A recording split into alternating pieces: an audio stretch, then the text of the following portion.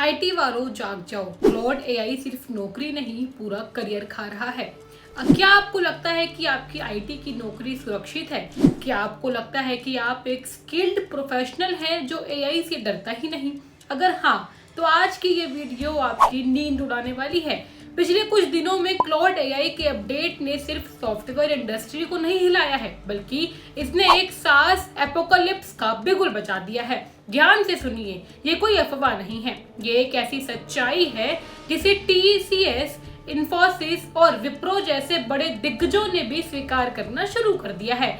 आज की इस वीडियो में हम डिकोड करेंगे कि कैसे एआई सिर्फ कोडर्स की नहीं बल्कि वकीलों, एनालिस्ट और मार्केटरों में भी बलि चढ़ाने के लिए तैयार है। अगर आप आज भी पुरानी दुनिया में जी रहे हैं तो तैयार हो जाइए, क्योंकि आपका करियर अब रिप्लेसमेंट मोड पर खड़ा है। आईटी सेक्टर का पूरा खेल था लेबर आर्बिट्रेज, मतलब भारत का सस्ता लेबर, महंगे विदेशी क्लाइंट्स। पिछले 20 सालों से हम इसे इनोवेशन कहते रहे, जबकि असलियत में ये सिर्फ बॉडी शॉपिंग थी। यानी क्लाइंट ने कहा कोड लिखो, हमने लिखा। क्लाइंट ने कहा टेस्टिंग करो, हमने की। लेकिन अब क्लॉड एआई जैसे मॉडल्स अब सिर्फ कोड नहीं लिख रहे हैं, वो कोड को रीजन कर रहे हैं, उसे खुद डिबग कर रहे हैं और खुद आर्किटेक्चर बना रहे हैं। जिन प्रोडक्ट्स के लिए पहले 50 लोगों की टीम लगती थी, अब वहां सिर्फ 2 सुपरवाइजर और 1 एआई एजेंट काफी है। टीसीएस और बाकी कंपनियों की 30,000 लोगों की छटनी महज एक शुरुआत है।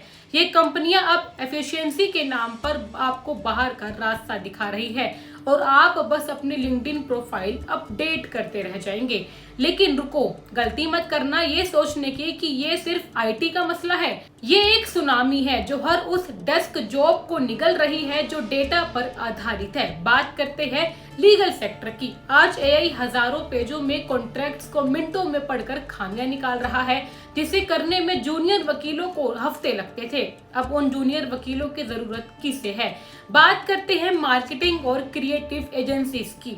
कॉपीराइटिंग एंड कैंपेन प्लानिंग और डेटा एनालिटिक्स अब ऑटोमेटिक है। बड़े बड़े मीडिया हाउस अब राइटर्स की जगह एआई टूल्स का इस्तेमाल कर रहे हैं। और फाइनेंस का तो पूछिए ही मत, डेटा एंट्री से लेकर पोर्टफोलियो एनालिसिस तक एआई अब एक बेहतरीन इन्वेस्टमेंट बैंकर की तरह काम कर रहा है। ये सारे प्रोफेशनल्स जो खुद को व्हाइट कॉलर कहते थे, अब लाइन में खड़े हैं। अब सवाल ये है कि ये इतना भयानक क्यों है?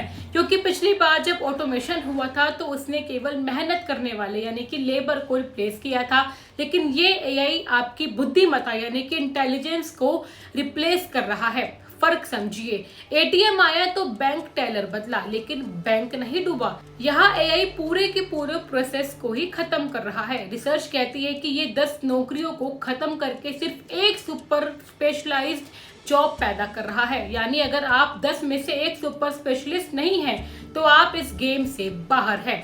ये जो इकोनॉमिक इनक्वालिटी आप देख रहे हैं, ये सिर्फ शुरुआत है। अगर आप खुद को एक एग्जीक्यूटर में बदलकर एक ऑर्केस्ट्रेटर या एआई कंट्रोलर में नहीं बदला आप लोगों ने, तो आप सिर्फ एक ऑब्सोल्यूट डेटा बनकर रह जाएंगे।